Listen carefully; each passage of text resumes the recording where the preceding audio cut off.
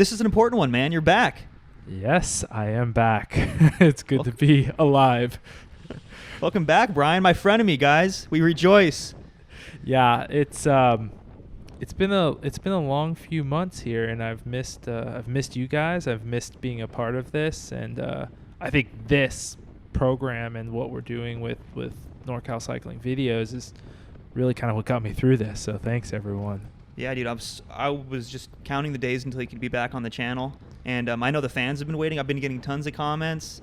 I wanted you to give just a real quick update on your condition, maybe starting with what happened for those who don't know, and then let the people know who graciously supported a lot of your rehab, right? Yeah, so it all started July 27th. I decided to use my face as a brake at about 40 miles an hour at San Rafael, and I actually damaged a nerve in my shoulder, or kind of actually more my neck, and it effectively paralyzed my arm. I could still use my fingers, but that's about it. And so it could have been worse. There's a lot of people I've seen that had worst case scenarios, so I'm grateful for still being able to use my hand. But yeah, the support honestly was everything. I saw it feels like 100 doctors. And I've traveled literally across the country. I had surgery in New York in December where they did a absolutely wild 12-hour surgery on my arm as kind of a Hail Mary to get my arm to work again. And now it's just kind of sit and wait a little bit. Yeah, and I do want to get into the details. So we have plans a little bit further down the road to talk about.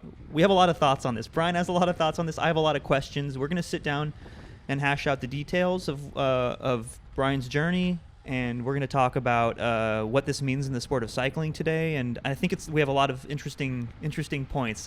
We've just been chatting, Brian and I want to talk about this in more detail. But I think for today, maybe we'll get into a Frenemies Alviso. Yeah, back to the classics, the OG. That's right. Yeah, I mean, I guess maybe let us know in the comments. Ask questions if you want to know what it's like to be living with a paralyzed arm, because I didn't know what it was like. So if you have questions about life, if you have questions about how to handle this, if you've had other issues, I guess reach out. Let us know. Yeah, I'm happy to give you my input and my guidance. It's been a little bit radio silent till now, so I apologize, but let's go for it. All right, we're back. Alviso, you guys know this course. You know my Frenemy Bryan, and this is a windy one today. I put the arrows back on there, those blue arrows you guys are fond of. And opposite wind. Yeah, apologize to interrupt. Yeah, it's different. It's backwards. So what does that mean for today? It's usually a tailwind on the sprint finish, but it's a headwind now. So the biggest thing is you got to time that sprint right, assuming it comes down to a sprint. But a lot of guys are not keen for it to come down to a sprint, and boom, there goes an attack. And I should say, this is Dan Martin. He came up in my last Alviso video, I think. He's fast.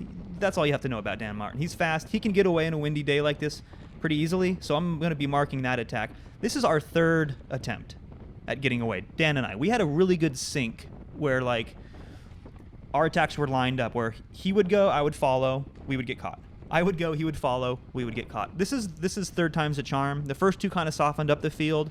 This is the one that's really going to put the hurt on. And I think we started with, 25. It's like the normal Alviso group, 25, 30 riders. That group is dwindling now. Yeah, I think one of the big things here to note about Dan's attack is he attacked 30 seconds, 40 seconds ago, and he's still pulling.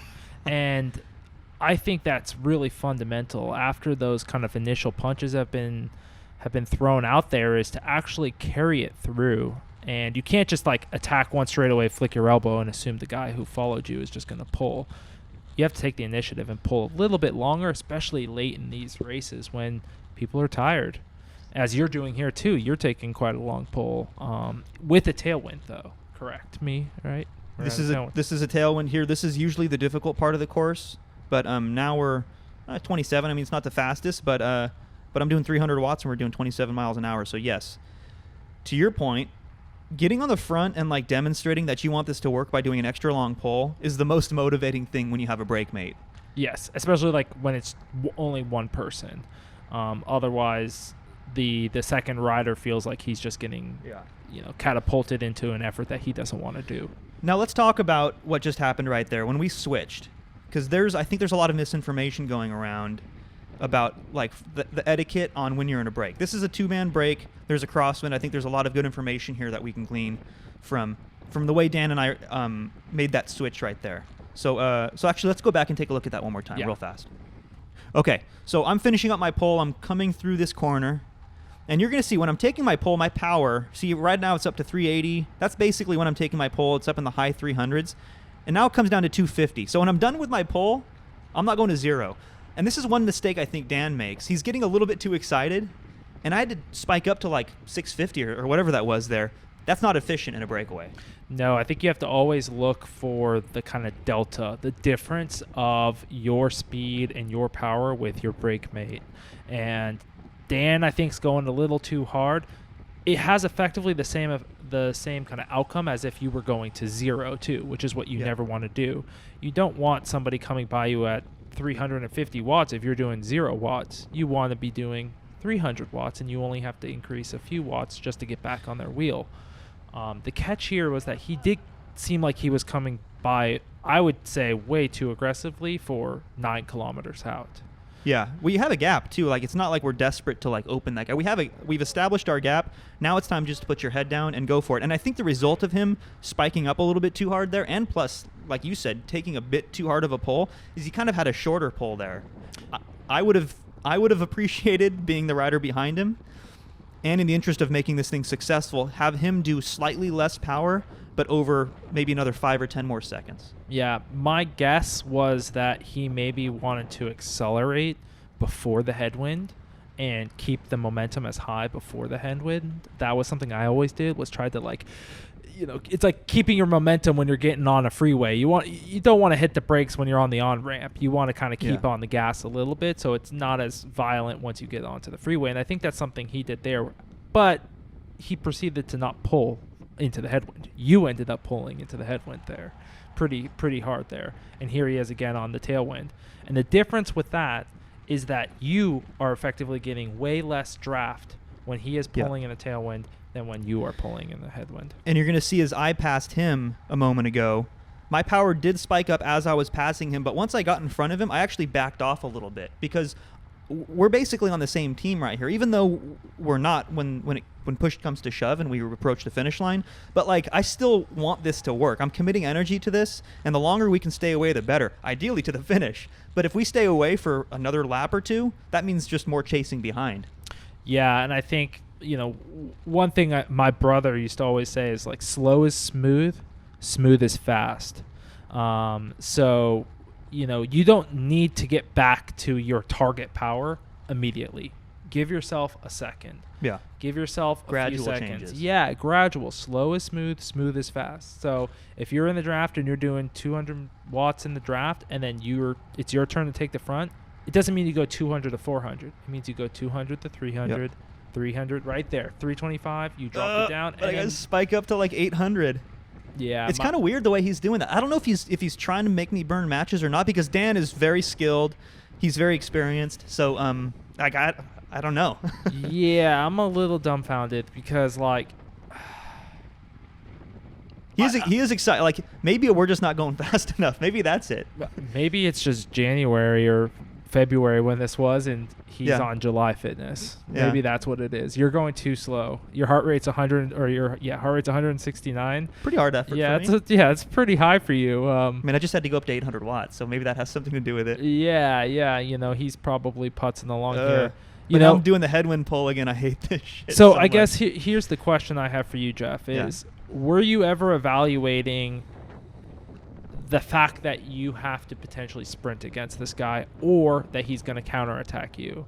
Were you keeping yourself open and vulnerable to those moments where he could attack you, or were you going completely all in to the red, or were you kind of keeping a little bit of a lifeboat? No, good question.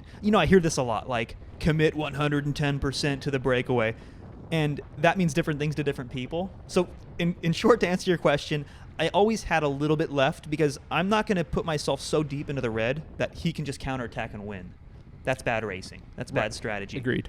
I am committing to this breakaway in that, like, I'm not just sitting on his wheel. If you're making the investment and energy to establish a gap, then carry it through. And why make that initial investment if you're not going to try to carry that to the line? Does that make sense? Yeah, the only time I would ever not carry it through to the line was if I knew the only person I had to beat was, for example, with me, and I could somehow get them to take more pulls or make them go into the red more than I would go into the red. For example, like if I could take you into a breakaway as a sprinter, I would actually I would do that. Yeah. Right. But I wouldn't probably take Dan Martin into a breakaway because he's probably going to do what he's doing. He's going to kind of surge you, and then he's going to attack you with 1.5 kilometers, 2 kilometers. So I was definitely looking out for that counterattack because I know he probably doesn't want to sprint with me. Right. Because I have a YouTube channel, guys. I make videos about this all the time. I have a decent sprint. That's how I like to win races. Dan knows that. He probably doesn't want to take me to the line. So, yeah, I mean, maybe this is like some next-level tactics that he's pulling on me, making me do these little micro surges. Yeah, and it looks like as a result, you just got caught. Yeah, we're caught. But you know what? I'm still happy with this because, like you said before, I didn't overcommit to the breakaway to the point where, like, I'm seeing cross-eyed at this point. And I know that, by the way, there was only like 6 riders that caught us, 5 or 6 riders that caught us. The field is just in ribbons. Like, there's just not much left. And I know that they probably didn't have as organized a group that Dan and I did off the front. So I know that they probably were doing some shenanigans with counterattacking, with people sitting on, and it's always a little bit messy in a chase group. I mean, you can see it right here. They're kind of all over a little bit, and then the rider in second position doesn't want to pull. Immediately a counterattack. You know, it's kind of this kind of false commitment is really what it is. And as soon as you're in a group of only 5 or 6 riders and they're all a little bit on the tired side, you look to the weakest rider and you say, well, if he's not pulling, I'm not going to pull. And all of a sudden the group's riding a little bit slower, and then one guy ends up having to do all the work to chase. And it just gets really messy. So I know that my energy expenditure in that group with Dan was energy well spent. If Dan started sitting on, it was probably doomed. But as long as Dan was taking pulls, I was taking pulls. It's, like I said, energy well spent. The group behind is really tired to have to chase us down. Yeah, and I think, like, looking here, though, the only question I would have asked myself is, well, there he goes again. That's rough. So I guess the only question I would ask, so we're about 3.5 kilometers out. We're coming into one to go. Do you ever time when you're going to get caught? What do you mean time? Do you ever think about timing when you're going to get caught? Like, for example, in a tailwind, in a headwind, corners, uphills, downhills. That's do a you good ever point. think about that? No, I didn't. I probably should. It's probably a good idea. Tell me why. I always think about it because there's always kind of this transition to, it looks like a little bit of a yellow Hold line. that thought for just a second. Okay. Carry on. I crossed the double yellow. It is a big no-no in the Alviso group ride. But if you go back... Shame. Shame upon me. If you go back, I didn't pass anybody. I'm glad you pointed that out and called me on this. I didn't pass anybody. It wasn't to my benefit. I just didn't want to run into the back of this guy behind me. So I just slotted right back in behind him. I felt like it was okay. I relegated myself to the back of the group. Yeah, I could see that. We'll relegate your finish. We'll see how that goes at the end. But okay, so timing getting caught. Tell me about that. So I always kind of think about, okay, when I'm going to get caught, I have to assume, especially at the end of a hard race or ride, that somebody's going to counterattack me. And I know that I am very likely vulnerable when I'm getting caught. And there's kind of this transition that happens when you do get caught. Say you need to take a sip of water. You need to just take a breath, coast for a second. You probably didn't coast at all when you were with the counter. When I was with Dan off the front? Dan. Oh, definitely not. You were pedaling hard the entire time. Yep. Right? And you went from hard to really hard. You did over-ers with Dan. And so I always kind of think about, okay, where am I going to get caught in the sense that, am I going to get caught in a tailwind where it's about to be really fast? Am I going to get caught in the crosswind? Yeah. You know, and if I'm going to don't want to get caught in the crosswind. And if I'm going to get caught in the crosswind, can I set myself up to be downwind in the protected stretch, right? Like, I always try to think about, where is somebody going to pass me, even if I'm going backwards, because even that moment when they're passing me can give a little bit of shelter to help you get back on the wheel. Where would you want to get caught then? Would it be a headwind, a tailwind, or a crosswind? I would prefer headwind. Yeah. Because the rider that's then in the draft gets more draft. Yeah. Yep. And always expect the counter once you get caught. And it did go. I mean, Chuck did the counter, if you guys go back, and then there's another counter. We're at the point in the race now, like I said, we went from like whatever 30 riders, the normal Alviso group, we're down to like 6 or 7. This is what, one lap to go? We're on the last lap? We're on the last lap now, Yeah. and I am just trying to save my energy because it gets real scrappy here at the end. On a windy day like this, everyone's tired. Late race attacks are a very viable option to win, and they're very frequent. So I am just choosing when I chase very carefully, and what I want to do at this point is just be in camouflage at the back of this group, which is what you see I've been doing. And I don't want to put my nose in the wind and have to chase stuff down late in the race. Yeah, I mean, let's be honest, Jeff. You're never actually in camouflage at Alviso. Everyone, well, okay. Hey, Alviso guys, if you don't know where Jeff is, you're doing something wrong. You should always know where Jeff is. Why am I giving up all these secrets? I know, it's really, yeah. But no, you've set yourself up at the back here, and I think the really kind of the key thing to think here is that, okay, we're going into a headwind sprint, which means people fade faster. Get the timing right. Normally, there's probably one guy, honestly, that can take you from that last corner to the finish line. Honestly, it's going to be like 3 or 4 here because it's such a violent headwind there going into the sprint, and your sprint's only going to be maybe 100 meters to 150, as opposed to say 250 or 300 if you have a really good tailwind. Yeah, there's a good point. There's a lot going on here because, first of all, we're creatures of habit, and I'm used to a tailwind on this sprint finish, so I'm just reminding myself it is not a tailwind finish. And plus, I'm tired, so not only is it going to be a shorter sprint because it's a headwind, I'm also tired because it's been a long, windy race, and I've been off the front with Dan for much of it. So Dan led it out. I think maybe he was trying to get a gap on the crosswind, or he just wanted to lead it out and make it fast. And now I'm on Chris Fortuna's wheel, and Chris just winds it up. If I'm doing 500 watts here, he's doing like 900. I'm a little bit worried because in my rear cam, which you guys can't see, there's no rear cam, I have Zach. Zach is my nemesis these days. and I'm worried that Tuna's not going to bring me close enough to the finish. But, man, he just stomps away, and he brings me to 150 meters, 125 or so. Yeah, I kick. Perfect. And I just put my head down, and I'm like, please don't pass me, Zach. Please don't pass me. But, hey, all that work I did with Dan off the front, Zach had to chase us back, and he was just dead tired. Yeah, and you jumped at the right time just before the rider in front of you faded, and you didn't decelerate at all. So you got to just catapult off of that momentum. So great job. Thanks, man. Feels good to beat Zach too because he got me last week. Yeah, Alviso world champion returns to NorCal Cycling. Man, it's good to have you back, Brian. Thanks, man. I'm really happy to be back. Again, let us know if you have questions, and we're going to talk more about my journey. Yeah. Maybe. Real soon. Stay tuned, guys. Bye. See you at the next one.